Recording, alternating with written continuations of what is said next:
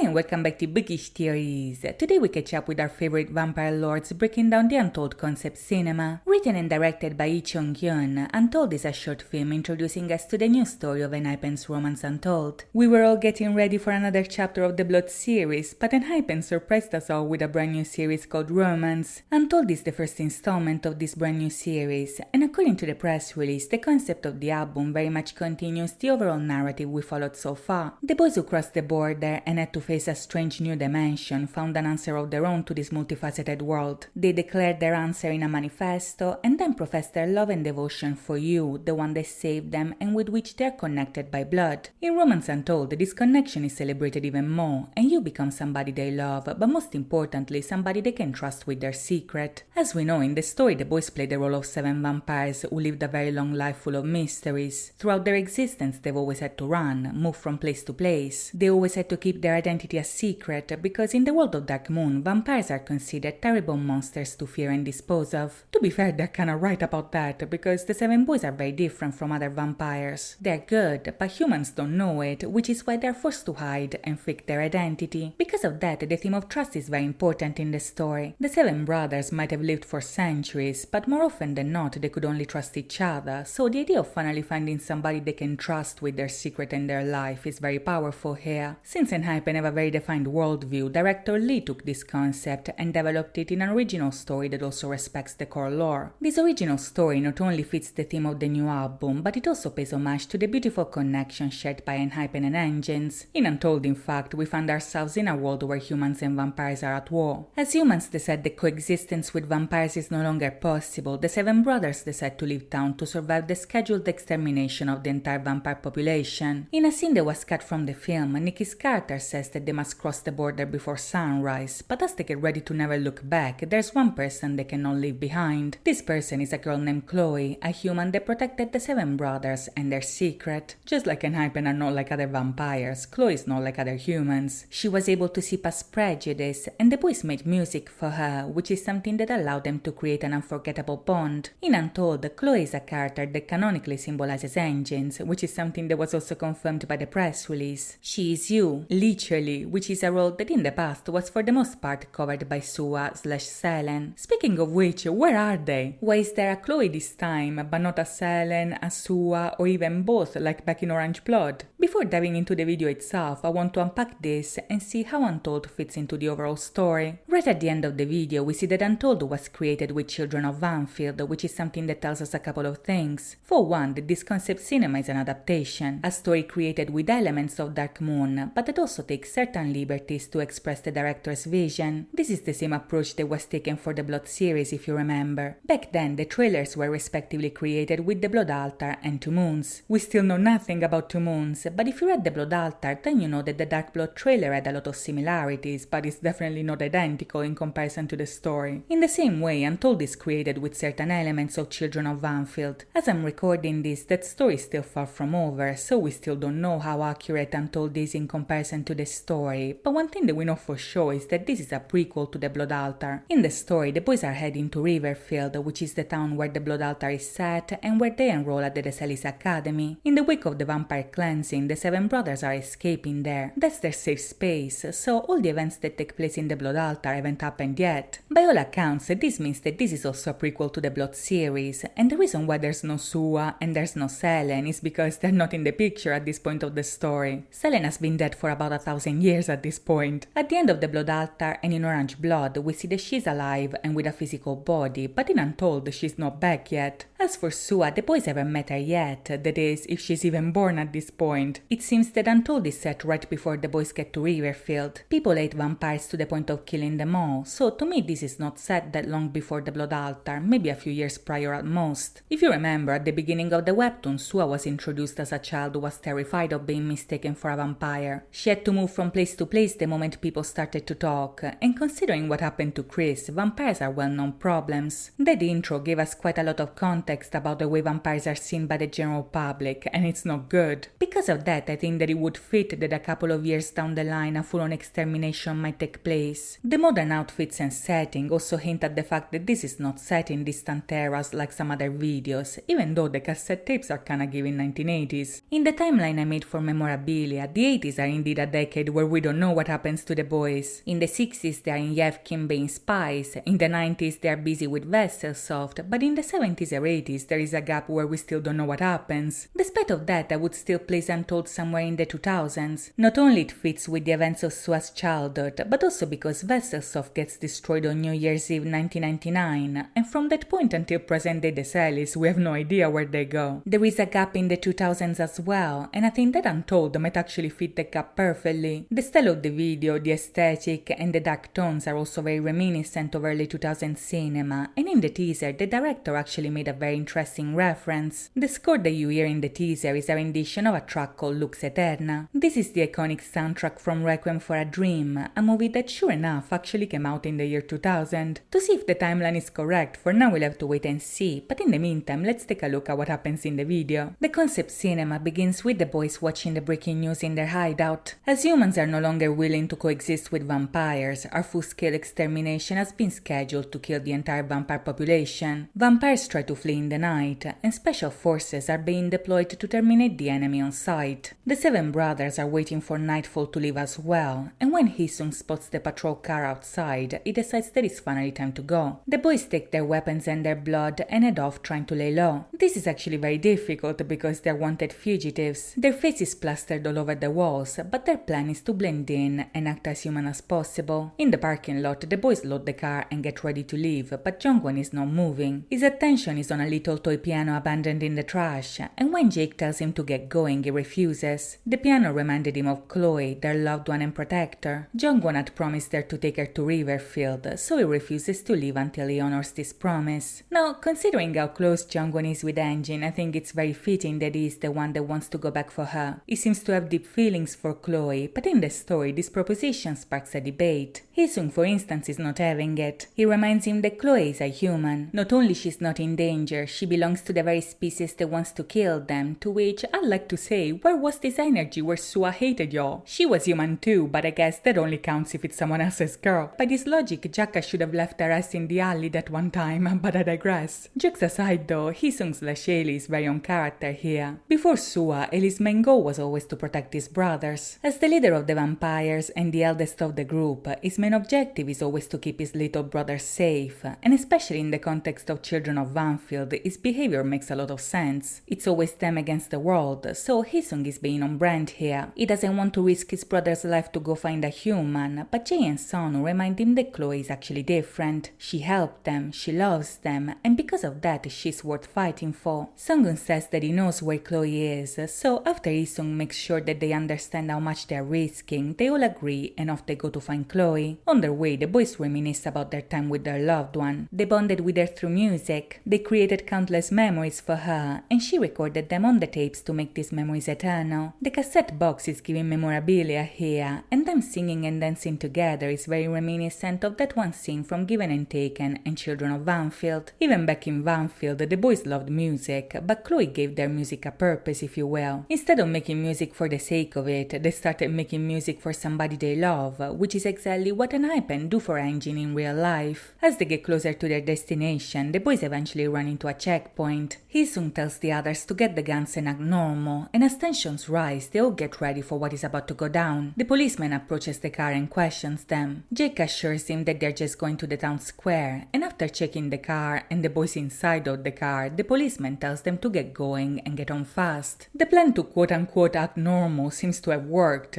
but wait, it hasn't, because as soon as they drive away, the policeman confirms the sighting of the 7 vampires. As the agents shoot the car, they crash in the window of a music store. The targets are presumed dead, and when Sonu falls out of the car unconscious, this suspicious seems to be confirmed. When the agent goes to check if the targets were actual vampires, the first officer says to aim for the head and finish the job. He seems to know better than the special forces themselves, and they should have listened to him, because all of a sudden Sonu opens his red eyes, takes his gun, knocks him out, and then starts shooting everybody. Sonu acted as a decoy here, so the moment he takes action, that's the signal for the others to attack as well. Jongwon and Jae jump out the back. Nikki flies and uses one of the agents as human shield, and as the shootout continues, the others join in as well. The boys are very much outnumbered by the agents, but vampires are hard to kill. Even if the bullets injured them, they keep fighting, while the agents fall like flies. In a last-ditch effort to defeat the 7 fugitives, the agents decide to throw a grenade, which hurts everybody, including the agents themselves. The barbershop explodes, the vampires collapse, and all the agents get killed in action. The last one standing is Sung-gun, who ends the last agent with a headshot and then enters the store. At this point, we discover that the music store was their destination. That's the same location where they shared all those memories with Chloe, but now everything is destroyed and Chloe is nowhere to be found. She's gone, and Sung-gun walks among the rubble of the happy memories they lost. This is a very powerful scene considering Solon's story. Even in Dark Moon, Solon is a very lonely character because he's the only one of his kind. He feels ashamed of being half and half. He feels different and alone because he's not like his brothers, but we get the sense that the moments shared with Chloe made him feel like he belonged. Making music for Chloe made him happy, but now all of that has disappeared. In the store, Sung-gun finds the recorder with a cassette tape still inside. The tape is titled XO, which usually means hugs and kisses when you say goodbye in text. It's an expression of love and affection, but also something that you say as a farewell. Fittingly enough, the tape contains the instrumental of Only If You Say Yes. Yes is a word that only you can give them, and in my opinion, that yes is also what has been left untold. Only if you say yes they can be in your life. Only if Chloe says yes they can be together, but now she's gone. Sung-gun goes back to the car and puts the tape in the cassette player. As the music plays, the seven brothers listen in sadness. Jungwon cries the loss of Chloe, but not everything is lost. All of a sudden, in fact, the radio glitches and the X disappears. As ENHYPEN showed us time and time again, X means no, so by contrast, O should mean yes. Even if Chloe's gone, she's really not. She is with them always, and she makes her presence known by saying the yes that was left untold. Now, to see if Chloe's really gone and what happens next, for now we'll have to wait and see, but let me know what you think in the comments down below, and if you enjoyed this video, please think about liking and subscribing. As always, thank you so much for watching, guys. I'll see you next time. Bye bye.